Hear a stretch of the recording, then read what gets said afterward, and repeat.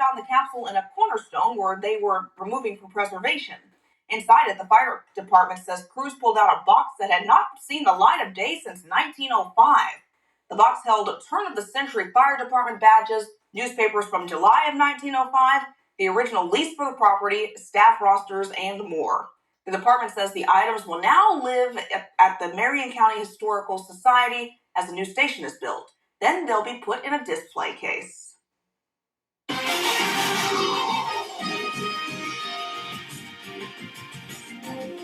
Weather specialist Nick Dunn joins us now, and it's another nice warm day. Unfortunately, no rain. You know, the yard's looking a little bad, a little dry, sad. But... yeah, for those of us that did get some rain yesterday, might have to cut the grass this week, maybe.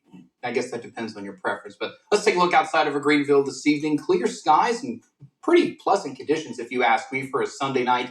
You can see not much in the way of any traffic out there. Temperatures in Dayton right now, 67 degrees and mostly clear skies out there. So a pretty nice evening overall, if you ask me. A wind out of the northeast at 13. A little breezy, but check out that dew point at 39. So it's relatively comfortable out there. Be a good night to open up the windows. Looking at live Doppler 7 this evening, temperatures a little cooler off to the north, 57 in Wapakoneta. Still 73, though, right now in Oxford. Kind of one of our warmer spots, if you will, and 65 right now in Springfield. If you got any plans for the rest of tonight, expect dry conditions. Temperatures first thing in the morning, maybe a little borderline cool for some of you in the middle 50s, but then sunshine and some clouds mixed through the day into the upper 70s.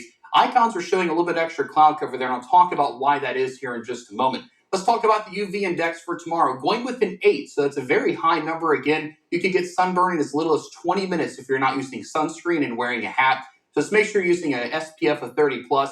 Find some shade if you can. And, of course, try to limit your time outdoors. The peak time for that UV index is between about 10 and 5 p.m. If you have to wash the car this week because it rained yesterday, I know for some of us that might be kind of interesting to look at, but the next 3 days looking pretty good for that.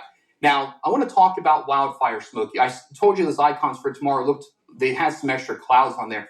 This is called smoke concentration, and the reds and purples that you see here, it's a heavier concentration of that smoke. So first thing in the morning, sunrise might be a little bit on the milky or hazy side, and the sun might look a little red. And even through afternoon, maybe seeing again a little bit of an elevated concentration of that smoke, and that may lead to a pretty colorful sunset tomorrow evening. And some of the models indicate that could even last into Tuesday potentially as well. So we'll keep an eye on that. Futurecast through the rest of tonight looks like this. Lots of clear skies. Some clouds coming in first thing in the morning, but I really think a lot of that's going to be out of here by the afternoon. And the cloud cover should not really be thick cloud cover. We do look to stay dry for Monday. Through Monday night, we're looking good. And then into Tuesday, we do see a weak backdoor cold front's going to come through. Kind of similar to yesterday. The only difference is I don't think we're going to see nearly as much rain. Futurecast just indicating some extra cloud cover, if anything. So I'll throw a stray shower chance in for Tuesday, but I do think overall a lot of it stay dry. So 82 for tomorrow, sunny, and again, a little bit on the hazy side. Stray shower chance for Tuesday, and then seasonable temperatures really start to return by the time you get to the middle portions of the week, and then we warm up a little bit again by next weekend.